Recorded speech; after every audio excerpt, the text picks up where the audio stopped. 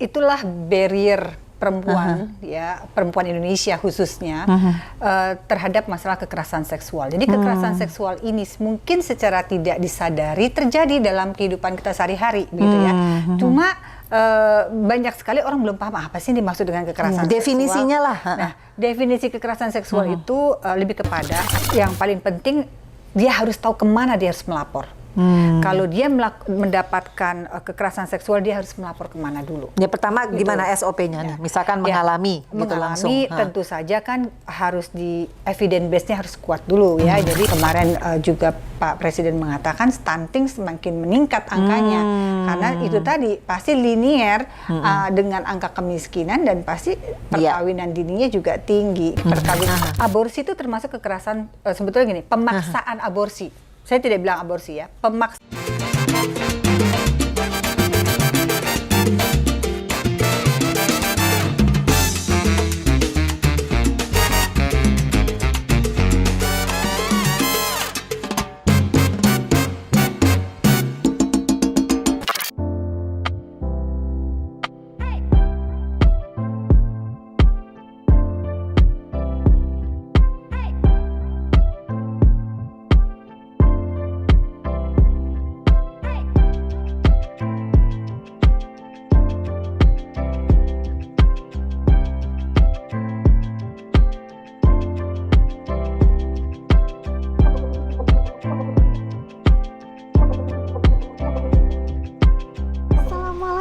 Guys, nah tebak aku sekarang ada di mana?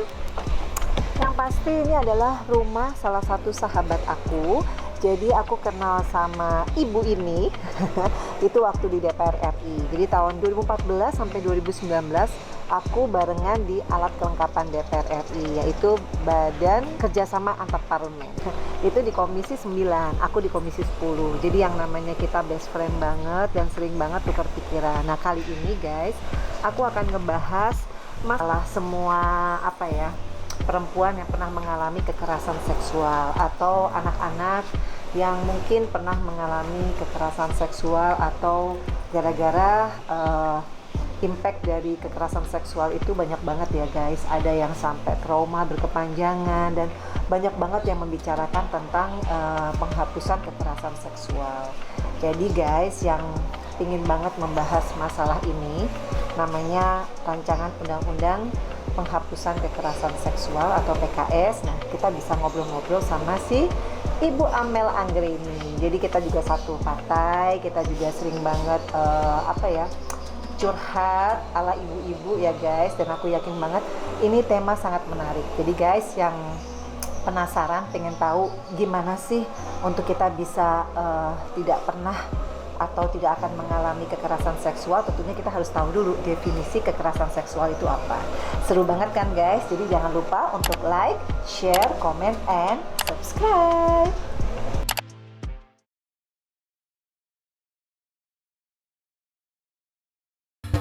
Assalamualaikum warahmatullahi wabarakatuh. Hai guys, thank you banget yang udah like, share, comment, and subscribe di Vena Melinda Channel.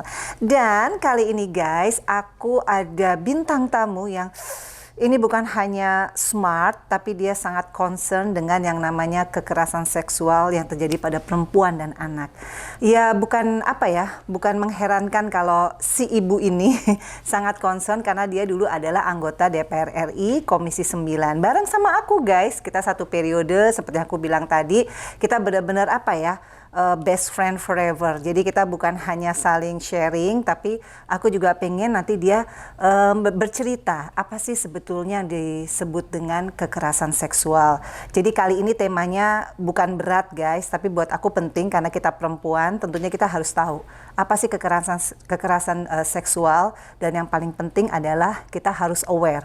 Kalau kita mengalami, jangan pernah takut guys. Jangan pernah takut untuk bicara, dan kita harus tahu apa payung hukum di Indonesia ini yang bisa melindungi kita kalau kita mengalami kekerasan seksual. Jadi guys, aku ngomong agak ngos-ngosan. Kenapa? Karena jujur kalau kekerasan seksual itu buat perempuan itu sebagai pengalaman yang pasti sangat buruk. Dan aku yakin siapapun itu, perempuan dimanapun pasti ingin berjuang untuk bisa mendapatkan keadilan. Nah, di sebelahku sudah ada Ibu cantik. Aku manggilnya Amel. Hai Amel. Aku ngomong sampai ngos-ngosan loh Mel, karena sedih banget ternyata di Indonesia ini dari tahun ke tahun yang namanya kekerasan seksual itu makin meningkat. Padahal sebetulnya waktu kita di DPR dulu kan sebetulnya isunya udah sangat diperjuangkan kan Mel ya. Betul. Udah mau masuk prolegnas 2020. Kemudian masuk lagi. Masuk Sekarang lagi. sudah aman. Bener, Sekarang pasti sudah nih. aman, cuma hanya perlu dikawal. Oh gitu. Untuk pembahasannya perlu dikawal. Tuh guys, jadi kalau ibu-ibu DPR itu bukan hanya bisa berjuang, tapi kita benar-benar konsisten. Meskipun aku tidak di DPR, Amel juga sudah tidak di DPR, tapi di Partai Nasdem, Amel itu sebagai Ketua Bidang Perempuan dan Anak. Aku pengen tanya deh Mel, sekarang ini kan banyak perempuan-perempuan, baik itu dia yang educated maupun yang uneducated, pasti pernah ngalamin yang namanya kekerasan seksual. Tapi mereka nggak berani gitu loh, malu. Tabu untuk bicara bahwa saya ngalamin loh kekerasan seksual, baik itu yang mungkin dari suami sendiri, dari orang terdekat. Nah, gimana cara kita sosialisasi sih? Ya, itulah barrier perempuan, ya perempuan Indonesia khususnya terhadap masalah kekerasan seksual. Jadi kekerasan seksual ini mungkin secara tidak disadari terjadi dalam kehidupan kita sehari-hari, begitu ya.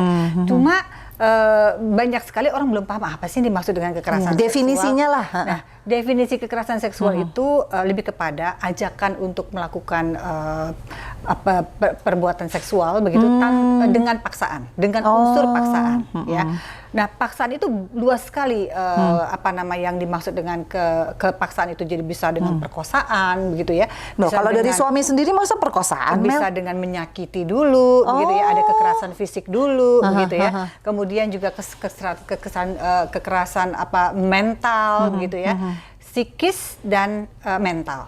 Nah, kemudian juga ada juga perdagangan perempuan untuk seksual begitu ya. Kemudian juga ada pelecehan seksual begitu ya. Jadi yang dimaksud kekerasan seksual itu artinya sangat luas begitu ya. Nah, dan kebanyakan terjadi di ruang-ruang publik. Nah, di ruang-ruang publik begitu ya. Nah, Tunggu. jadi Maksudnya kalau kita di ruang-ruang publik ini kan kalau misalkan kita naik kendaraan umum, terus ada yang berani melecehkan seksual. colek Colek, gitu. Colek bagian yang seharusnya tidak boleh dia sentuh. Itu langsung gitu. udah kekerasan itu seksual. Sudah termasuk dalam kekerasan Nah, seksual. buat visumnya gimana? Kan nggak ada bekasnya, cuma dicolek begitu betul. aja. Nah, itulah sekarang kenapa ada kita dorong RUU PKS ini, karena begini, Van, di Indonesia 12 tahun terakhir ya, angka kekerasan seksual pada perempuan dan anak itu naik 8 kali lipat. Artinya ini kondisi yang tidak aman, sebuah kondisi yang tidak aman bagi perempuan Indonesia. Ya. Nah, dengan naiknya angka korban tersebut, tentu saja tidak sehat bagi penyintas kekerasan seksual, baik secara fisik dan psikisnya. Ya. Nah, ini yang kita harus suarakan. Kalau tidak dari perempuan yang mulai menyuarakan, lalu siapa lagi yang mau menyuarakan? Karena jadi kita harus berani lah. Harus berani bersuara. Karena ini kan pro kontra, menyangkut sesuatu yang mungkin pihak-pihak tertentu terganggu begitu ya. Jadi harus kita suarakan karena ini menyangkut korban dan menyangkut keselamatan generasi yang akan datang. Karena ini masalah kemanusiaan ya. Jadi kita bicara soal apa sih kekerasan seksual itu, kita harus memberikan edukasi kepada masyarakat, khususnya kepada perempuan, agar paham apabila perempuan gitu ya mengalami kekerasan seksual, dia tahu harus kemana. Dia tahu bagaimana cara mendapatkan advokasi, ya kan? Karena selama ini fakta di lapangan yang kami temui begitu ya, banyak sekali korban yang tidak berani melapor karena stigma. Kadang-kadang kalau dia melapor begitu ya, dia malu sendiri. Dan menjadi aib bagi dirinya. Nah, begitu. itu kalau misalkan yang melakukan kan di tempat umum. Nah, kalau yang melakukan suami sendiri kan pasti aib dong hubungannya. Iya, nyangkut wilayah privat ya. Iya. Jadi sebetulnya kalau saya sendiri dan kawan-kawan aktivis perempuan yang mendorong RUU PKSB ini ya, menyuarakannya tidak dalam konteks bahwa perempuan hanya perempuan yang menjadi korban. Jadi kekerasan seksual ini tidak mengenal gender. Bisa terjadi pada laki-laki, bisa terjadi pada perempuan, bisa terjadi pada anak-anak, gitu ya. Nah, kalau ada beberapa case bahkan yang korban adalah laki-laki yang mengalami kekerasan. Tapi jumlahnya dikit kali ya, Mel, ya. Tapi mungkin tidak sebanyak perempuan, ya korbannya tidak sebanyak perempuan. Jadi RUU kekerasan seksual ini ramah gender, jadi tidak gender ansih, begitu, tidak soal korbannya perempuan, begitu. Nanti ini soal dominasi perempuan terhadap laki-laki, tidak sama sekali tidak menyangkut itu. Tetapi itu tadi lebih kepada masalah kemanusiaan. Mungkin kita tidak sadar bahwa ada tradisi yang merugikan perempuan dan itu berujung pada kekerasan seksual. Misalkan kawin paksa. Ya, kawin paksa itu kan itu udah termasuk kekerasan seksual. Kekerasan seksual. Padahal itu orang tuanya, misalkan di perdesaan, ya kan? Kalau udah umur 16 udah ketuaan kali, Mel. Itu udah termasuk gitu. Ya, itu juga kan tadi sebagaimana kita disampaikan tadi di depan bahwa perbuatan seksual yang sifatnya mengajak secara paksa. Nah, itu masuk di dalam kekerasan seksual. Jadi kalau misalkan ada sebuah tradisi begitu ya, yang juga memberikan hukuman sosial kepada perempuan yang menjurus misalkan kepada mungkin Vena pernah lihat ya, ada video persekusi, kemudian digerebek, kemudian perempuannya mohon maaf ya, ditelanjangi, kemudian diarak di jalan. Itu sebuah kejahatan kemanusiaan menurut saya ya. Jadi karena kita kan punya hak, sebagai manusia punya hak untuk melindungi diri kita, untuk ya itu tadi, sesuatu yang dilakukan, hukuman sosial yang mempermalukan, kemudian mempertontonkan bagian tubuh begitu ya, itu sebuah kejahatan menurut saya. Jadi penting kita suarakan, tidak hanya soal hubungan domestik. Berarti kalau suami melakukan kekerasan kepada istri, tidak hanya sekedar itu masalahnya. Incest sekalipun banyak sekali kita temui ya di berbagai daerah perkawinan. Jadi ponakan diperkosa oleh pamannya, ayah tiri memperkosa anaknya. Kadang-kadang ayah kandung juga banyak. Ayah kandung kadang-kadang juga melakukan hal yang sama. Kasus ini banyak sekali kita temukan dan itu termasuk kekerasan seksual. Jadi guys, mungkin kita batasin dulu ya, definisi kekerasan seksual itu tidak terbatas karena kita perempuan, kemudian akan terjadi dominasi perempuan yang mengakibatkan sebagian orang merasa terganggu ya. Makanya mau terjadi pro dan kontra, definisinya aja. Jadi menurut Amel tuh gimana secara gampangnya supaya yang nonton tuh ngerti? Selain yang tadi Amel kasih contoh di jalanan, suami, incest dan lain sebagainya. Jadi ada berbagai kontroversi di luar sana ya, terutama di parlemen yang menyimpulkan dalam pemahaman mereka bahwa RUU PKS ini membenarkan atau membiarkan seks bebas, paham seks bebas atau LGBT, begitu ya. Sebenarnya bukan di situ.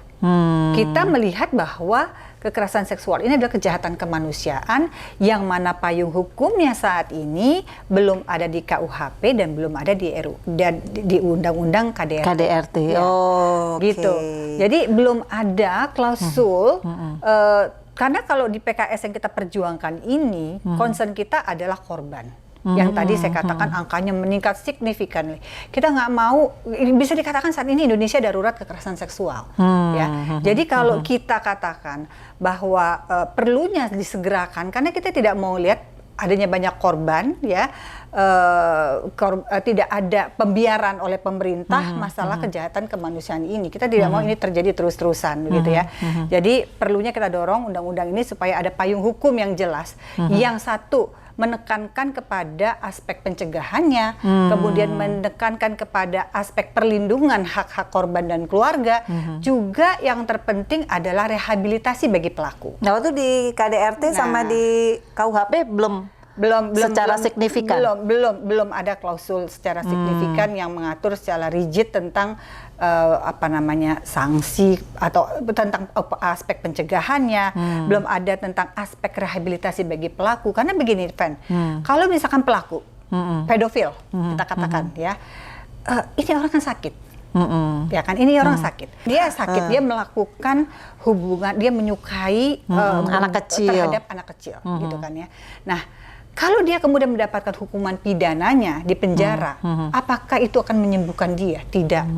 Setelah dia selesai menjalani masa hukuman, dia akan keluar, dia akan kumat lagi gitu. Dia karena itu kan tadi saya quote and quote sakit. Jadi harus ada rehabilitasi. Nah, RUU PKS itu ujungnya adalah yang kebiri itu.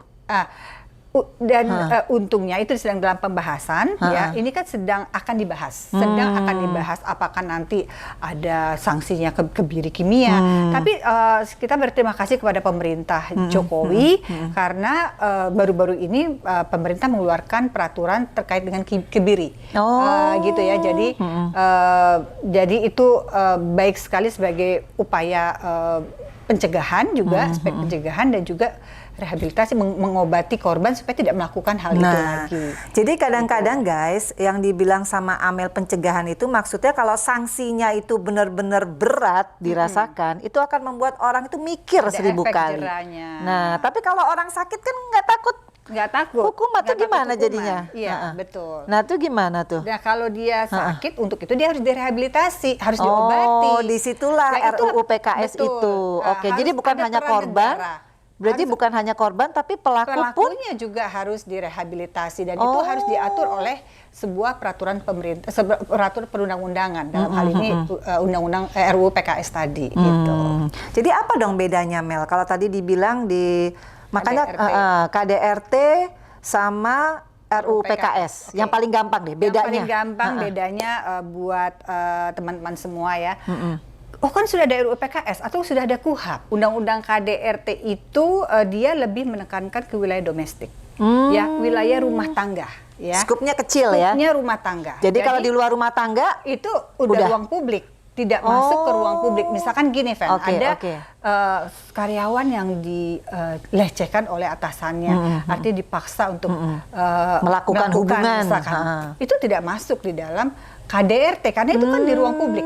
Ya ruang kan? kerja, di ruang kerja atau mungkin di ruang-ruang terbuka lainnya begitu ya. Kalau undang-undang KDRT, undang-undang PKDRT ini dia menekankan pada satu kekerasan fisik, kekerasan psikis dalam rumah tangga, kemudian penelantaran, kekerasan ekonomi. Nah, itu termaktub di dalam PKDRT, undang-undang KDRT. Begitu. Jadi undang-undang kekerasan seksual ini lebih luas begitu ya, terutama untuk di ruang-ruang publik. Tuh guys ya.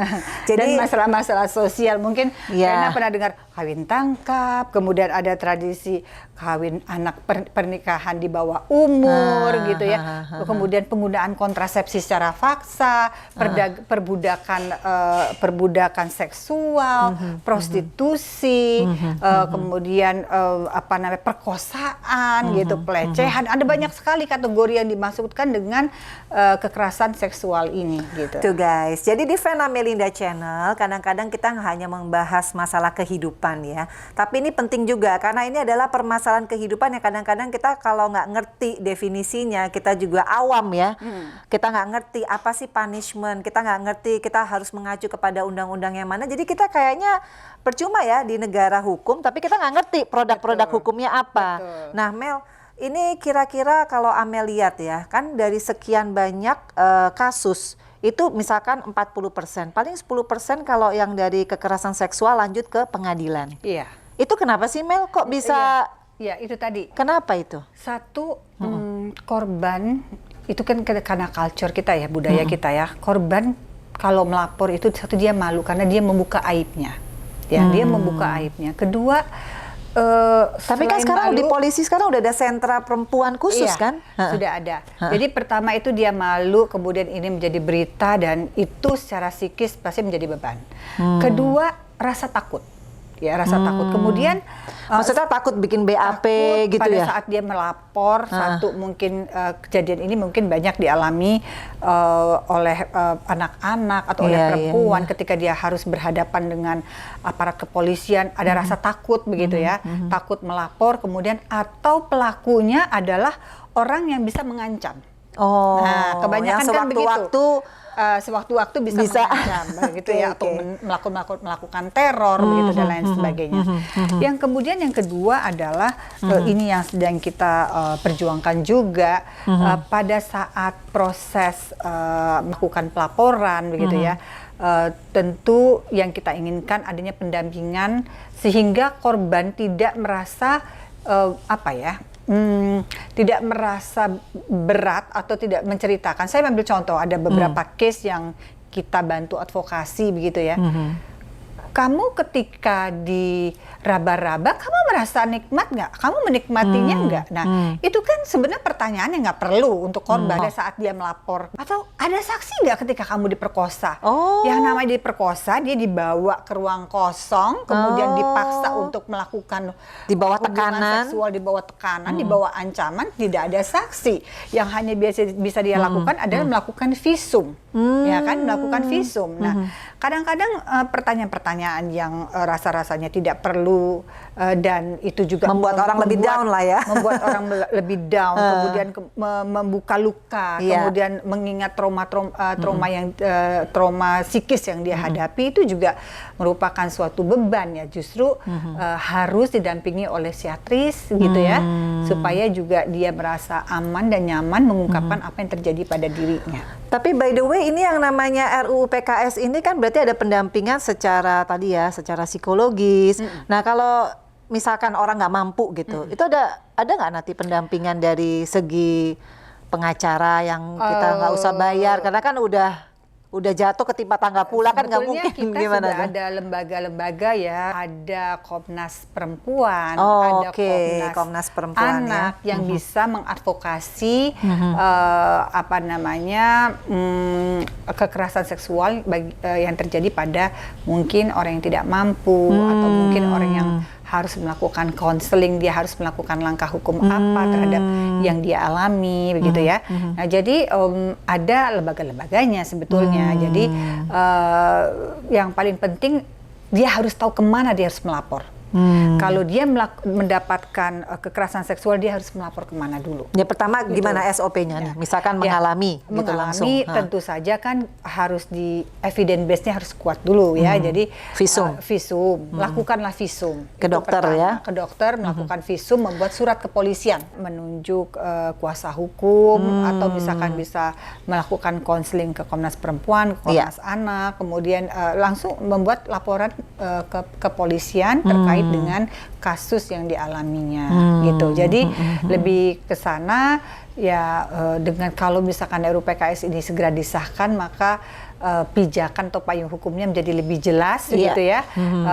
Dalam hal ini saya coba berpikir gini, Van, kalau korbannya anak, ya kan, kita nih generasi ke depan mau jadi apa? Kalau anak-anak tumbuh kembang dengan trauma, ya, bertumbuh dengan trauma. Kita lihat kan kemarin banyak sekali kasus pedofil di sekolah terjadinya di ruang-ruang yang kita anggap aman, di sekolah gitu ya, bahkan di rumah.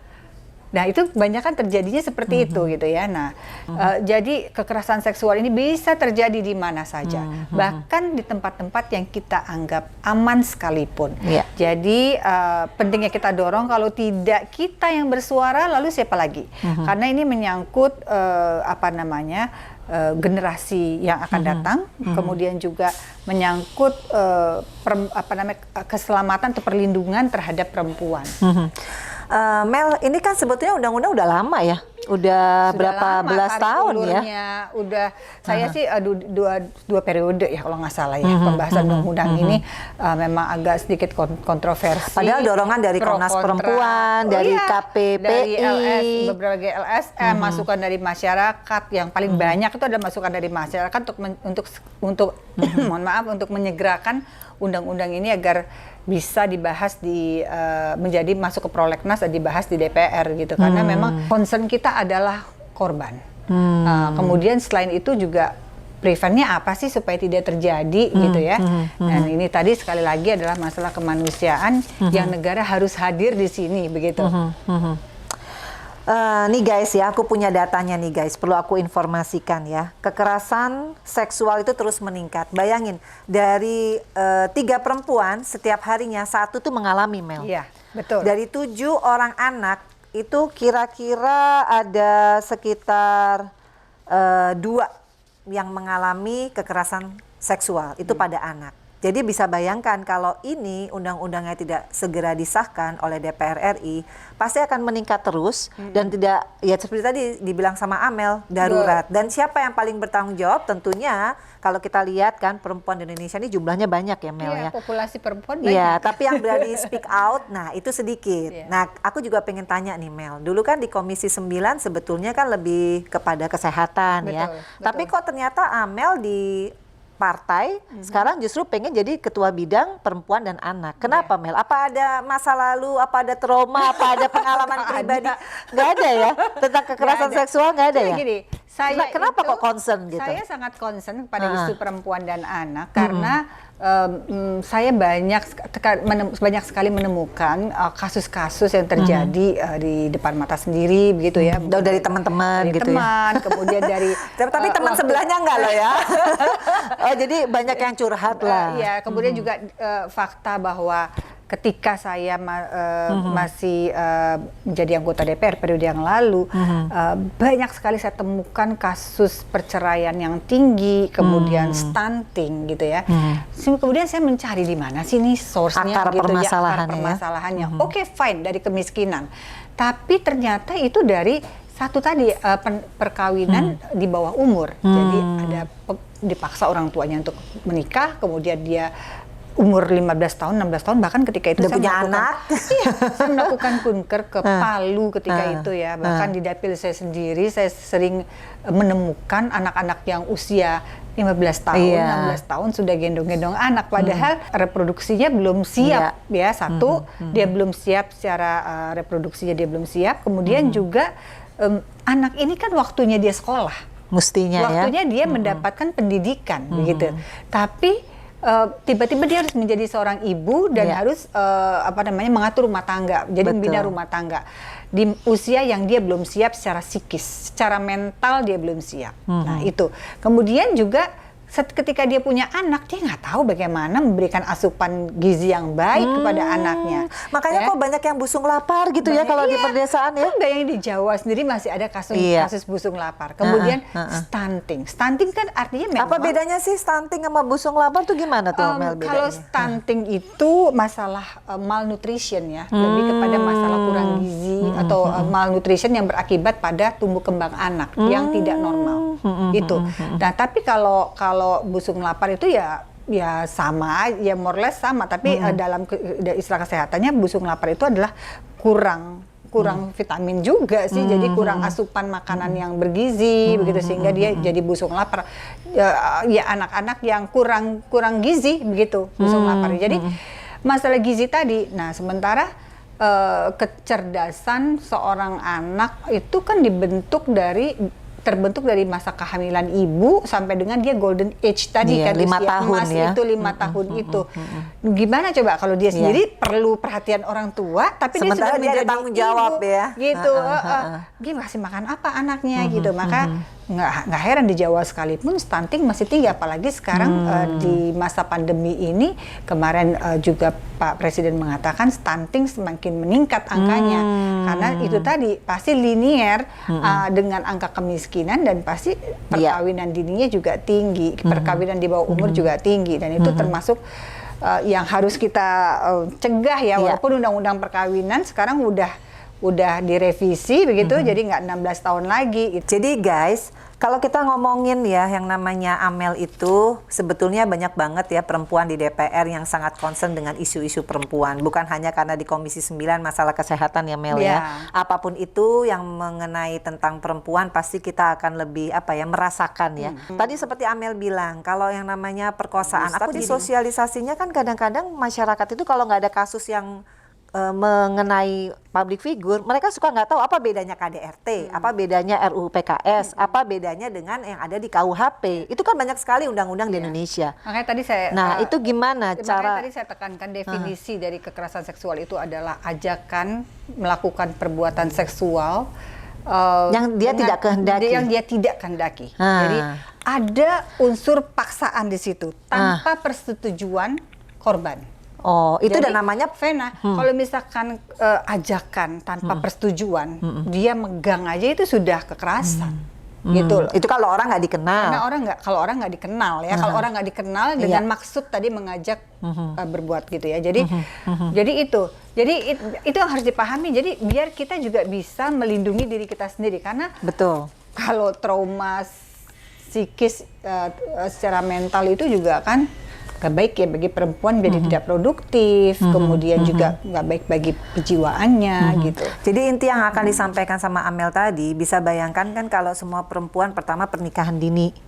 Perkawinan di bawah umur ya. Oh sekarang gitu, bukan pernikahan dini kayak judul film ya.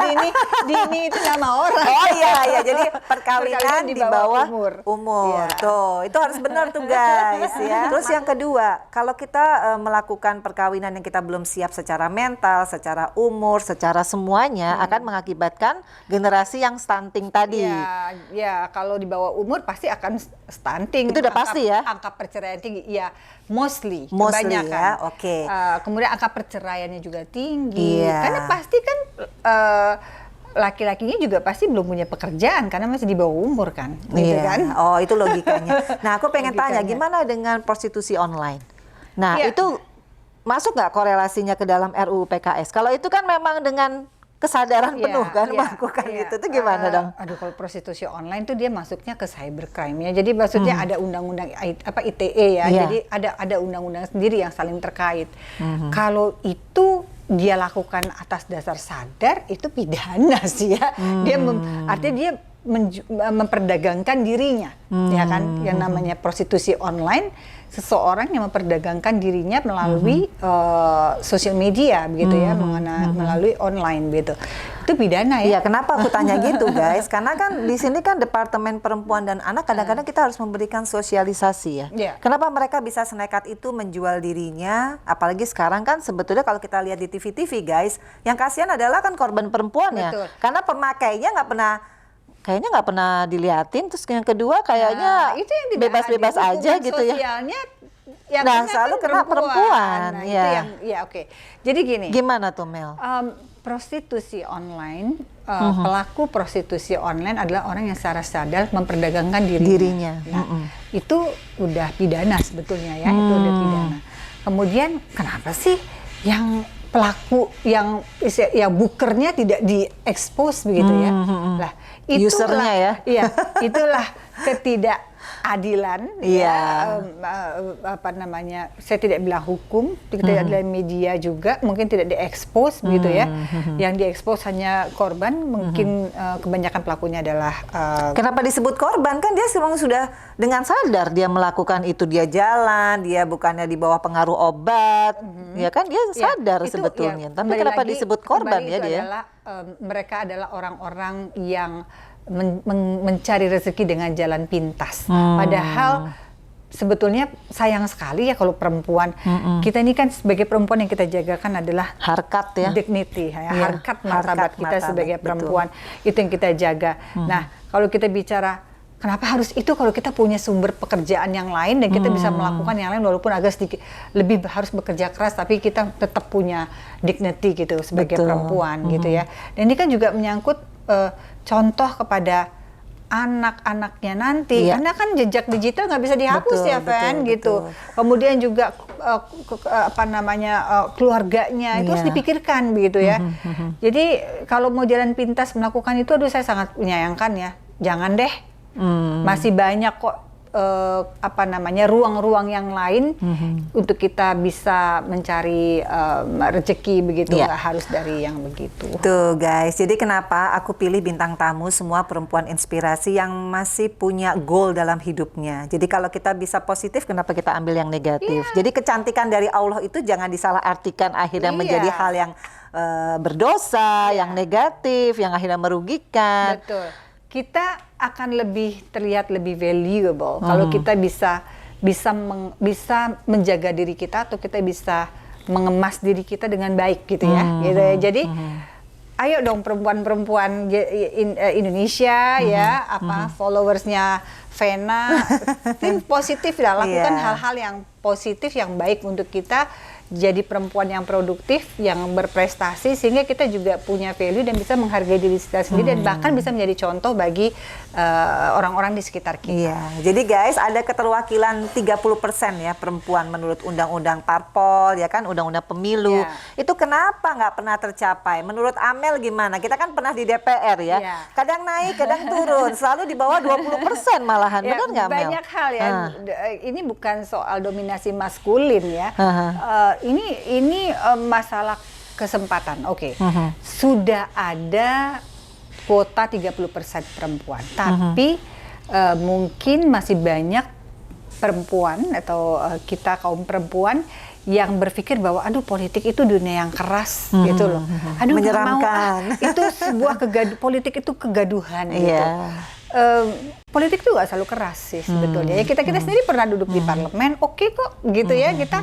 Kita sangat produktif, kita bisa speak up tentang tentang hal-hal yang kita perjuangkan untuk kaum perempuan, untuk anak gitu ya. Kita bisa speak up tentang masukan-masukan dari masyarakat yang kita perjuangkan.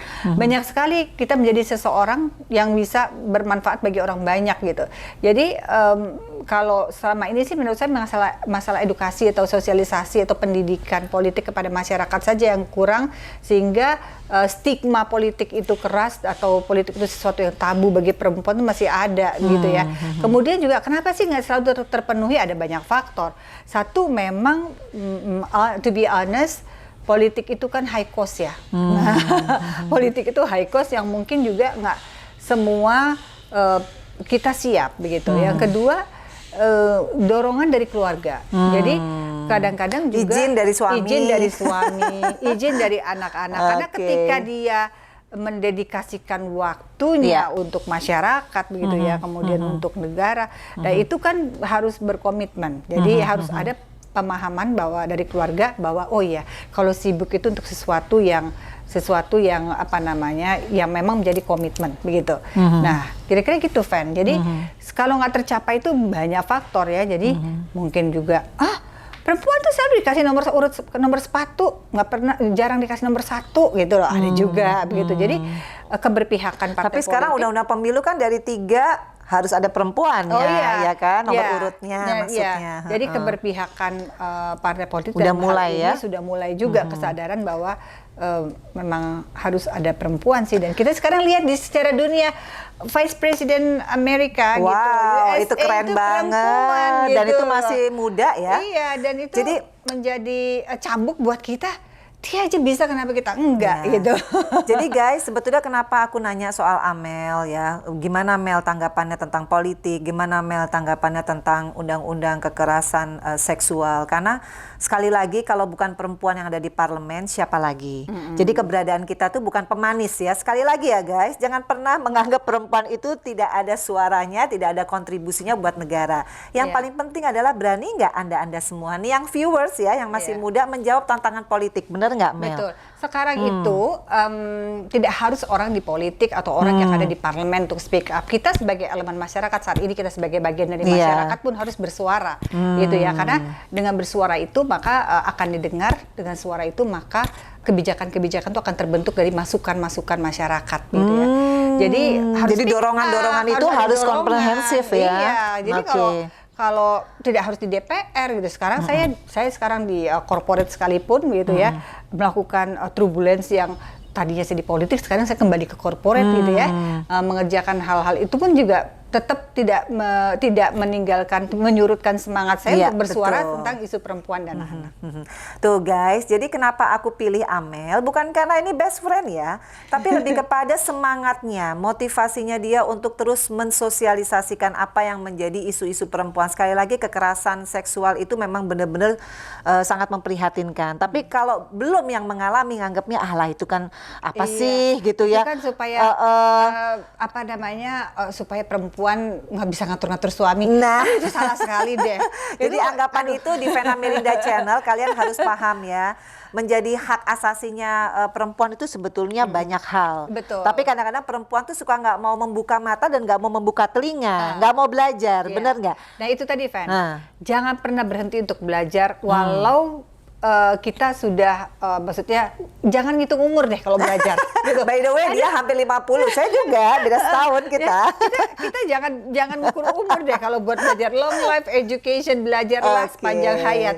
Karena dengan membaca, Betul. dengan kita peka terhadap isu-isu sosial, jadi kita akan selalu connect dengan dunia gitu Dan yang ya. paling penting kita jadi otaknya terpakai terus dan jadi Iya. awet muda, bener nggak? Coba lihat Ibu Amel, coba umur hampir Lihat Ibu 50. Jadi kita tetap semangat karena apa? Jadi kita isi hari-hari kita dengan hal yang positif dan itulah perempuan yang tangguh ya. Jadi guys, kenapa di Vena Melinda Channel aku nggak pengen ngebahas gosip. Bener nggak Mel? Betul. Karena isilah waktu kita dengan hal-hal yang berharga. Sekali lagi nih Mel, aku mau tanya. Ini kalau menurut Ketua Indonesia Feminist Lawyers Club yang namanya Ibu Nur Setia Alam, dia bilang banyak hak-hak korban dari kekerasan seksual yang ditangani tidak terwakili dalam undang-undang. Misalkan tentang hak aborsi untuk perempuan korban perkosaan. Betul, betul. Nah itu kan dia Ini juga akan jadi pembahasan di Itu PKS. masuk ya dalam- Ya. Jadi gini, Haha. aborsi itu termasuk kekerasan, sebetulnya gini, pemaksaan aborsi. Saya tidak bilang aborsi ya, pemaksaan aborsi. apa bedanya? Jadi kalau perempuan Heeh. yang sedang mengandung dipaksa untuk melakukan aborsi itu kekerasan seksual. Contohnya Itu sama kekerasan siapa seksual. Mel? Ya, misalkan begini. Sama suaminya karena dia nggak mau nambah anak Iya, gitu. iya, itu kekerasan. Itu domestik dong.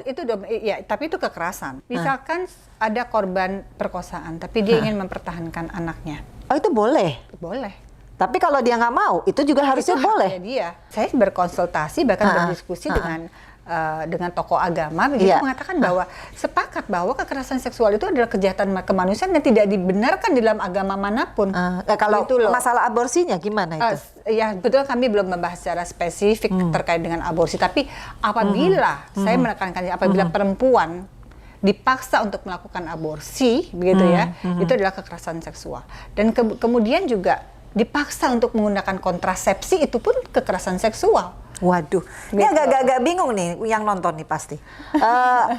Jadi bedanya apa dong kalau kita mau pakai undang-undang KDRT, misalkan kita sama suami dipaksa untuk aborsi? Di KDRT belum ada soal Oh. pemaksaan Oh, gitu? kontrasepsi. Iya, jadi kalau maksa kontrasepsi, perempuan ini misalkan nggak mau Iya. pakai kontrasepsi, tapi dipaksa untuk menggunakan kontrasepsi, atau pada saat pelaku secara paksa memaksa untuk melakukan hubungan seksual, kemudian dipaksa untuk menggunakan kontrasepsi, Iya, itu juga itu termasuk. Jadi seperti itu akan juga. di cover di RUU PKS ini? Iya. Wow, jadi sebetulnya urgent banget dong ya? Urgent. Jadi kalau saya perlu sampaikan di dalam RUU PKS Tuh guys, ini, kita nggak boleh salah-salah ya kalau Iya. ngomongin hal ini. Jadi kita kalau bawa contekan, ya guys, jadi ada pelecehan seksual, ada eksploitasi seksual, ada perdagangan perempuan untuk tujuan seksual, kemudian juga ada prostitusi paksa dan ada perbudakan seksual. Nah itu. Nah kalau kategorinya lagi dibagi lagi sangat rigid tadi, ada pemaksaan kehamilan, ada Waduh. pemaksaan aborsi, ada pemaksaan kontrasepsi, gitu ya, ada penyiksaan seksual, itu udah masuk dalam kekerasan seksual, ada penghukuman yang tidak manusiawi, kemudian yang bernuansa seksual. Mungkin ya tadi saya kasus persekusi tadi, kemudian persekusi. kemudian juga ada intimidasi, diintimidasi secara seksual aja itu udah ya kekerasan. menarik nih definisi intimidasi secara seksual tuh gimana sih Dia bentuknya? diancam. Oke, saya kasih contoh deh. Ya Mungkin visualnya. mungkin di suatu di ruang lingkup pekerjaan, kemudian atasan dengan bawahan, dia diintimidasi apabila tidak melayani, maka dia akan diturunkan jabatannya atau dia tidak atau dia dipecat, itu masuk dalam kekerasan seksual. Itu di tempat kerja. Di tempat kerja. Gimana cara ngomongnya tuh bos sama si pegawainya? And by fact itu terjadi, gitu. Itu terjadi. Jadi pemaksa intimidasi seksual itu banyak sekali contoh-contohnya. Tuh gitu. guys, ini penting banget nonton Vena Melinda Channel yang kali ini karena ini bukannya berat ya, tapi ini bisa terjadi sama semua perempuan dimanapun, di tempat kerja sekalipun, bener nggak? Yeah. Ternyata karena iming-iming jabatan akhirnya. Tapi tuh kali ada sukanya kali sama bosnya kali.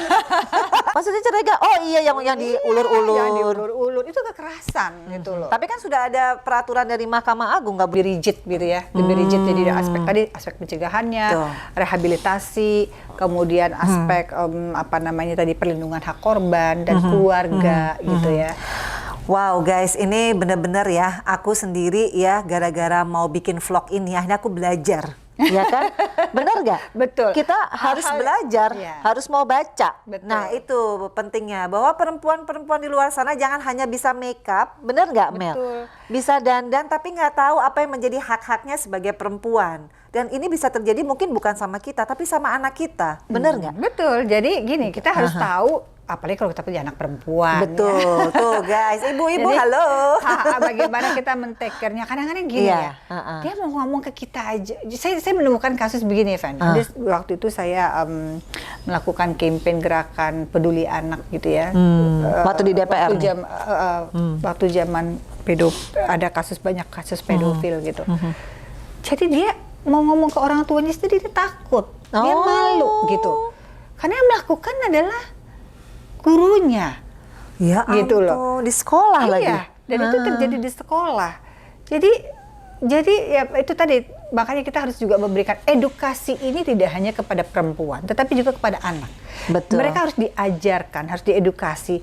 Yang dimaksud dengan kekerasan seksual itu apa? Kalau ada yang pegang-pegang kamu itu pidana. Itu kamu bisa melapor. Jadi anak pun harus diberi edukasi bahwa dia harus menjaga my own is my body. Iya, betul. Jadi tubuh saya adalah badan properti saya. Iya, jadi harus menjaga dirinya begitu. Jadi jangan mau kalau misalkan ada yang mau pegang-pegang, ada yang meraba-raba, siapapun itu tidak diperbolehkan. Gitu. Jadi dia harus anak-anak kita sekalipun harus diberi edukasi, laki-laki dan perempuan. Oke, jadi ingat kasus pedofil kebanyakan juga kan anak terjadi laki. pada anak laki-laki. Nah, itu guys pentingnya di Vena Melinda Channel. Aku nggak pengen ngebahas yang terlalu tentang hedonisme. Sharing hal yang paling penting sebetulnya. Sering terjadi tapi diabaikan, dibiarkan. Nggak apa-apa. Cuma begitu doang kan nggak sampai diperkosa. Itu hal yang kecil padahal ya. Hal-hal yang dianggap nggak. Misalkan ada driver nganterin anak perempuan. Tuh guys, jadi sekali lagi tadi udah dijelasin sama Amel tentang kekerasan seksual. Mudah-mudahan kita doain sama-sama ya Mel. Ya. Segera disahkan sama DPR. Nih Mel, ada nggak kata-kata buat yang nonton Vena Melinda Channel ya, yang jelas bagaimana cara kita menjaga harkat dan martabat kita sebagai perempuan. Kita nih kan udah usia 50, punya anak, punya cucu, insya Allah ditonton nih sama anak cucu kita. Oh ini Nenek Amel ngomong apa ya dong Mel, supaya kita semangat mengisi hari-hari perempuan Indonesia, mau itu di parlemen, di eksekutif, kita harus jadi decision maker dong. Gitu. Jadi saya berpesan, jadilah perempuan yang produktif, perempuan yang berprestasi, yang bisa memberikan contoh bagi masyarakat, dan jangan pernah putus untuk berhenti belajar gitu ya. Jadi belajar itu adalah intelektual kita, kemudian juga kualitas kita sebagai manusia itu ditentukan oleh ilmu pengetahuan. Jadi jangan pernah putus belajar, harus produktif, harus berprestasi, jadilah manusia yang mempunyai kualitas. Jadi guys, bagi yang mau tahu siapakah Amelia Anggreni, boleh ya coba disebutkan Instagramnya Ibu Amel. Aduh, Instagram saya Amelia ANGG, Amelia ANGG. Anaknya berapa? Anak saya berapa ya? Coba ya lihat foto keluarganya tuh, berjerat banyak banget anaknya, tapi lihat dong tuh. Anak saya 4 dan suaminya berapa? Suaminya 1. Oh, suaminya. Kita tidak boleh kekerasan. Oh gitu. Oh nggak boleh ya. Itu namanya kekerasan apa? Kekerasan seksual. Jangan, kita harus Suami satu. Oh, suami satu, anak 4. Anak 4. Jadi Ibu Amel itu termasuk salah satu yang paling produktif juga di Komisi 9 karena aku tahu banget kita sering ya ke luar negeri Sering bareng, tugas bareng itu kita sama-sama belajar. Jadi kita saling mengisi satu sama lain. Sesama perempuan, Iya, ya, tuh. sesama perempuan kita harus saling mensupport, saling membesarkan. Iya. Jangan sama perempuan Iri-irian, ngegosip, ya. iri-irian. Aduh, itu hal-hal negatif yang nggak bagus kita kembangkan di diri kita karena tidak akan menjadi manfaat apapun. Jadi Tuh. saling mensupport. Jadi perempuan maju, kita harus support, kita harus memberi semangat ya. Jadi buat ibu-ibu, buat Remaja putri. ayo kita bersemangat, jadilah perempuan yang berkualitas, Iya. berprestasi dan membanggakan. Dan sekali lagi guys, aku mau kasih tahu nih ya, untuk yang pernah mengalami kekerasan seksual itu udah bisa melapor sekarang meskipun undang-undangnya memang belum Iya, harus ada, melapor, kan tapi itu harus berani melapor kita itu sebagai dulu. warga negara. Iya. Dan negara harus hadir untuk melindungi semua warga negara, itu diatur oleh undang-undang. Nah itu melalui RUU PKS nanti.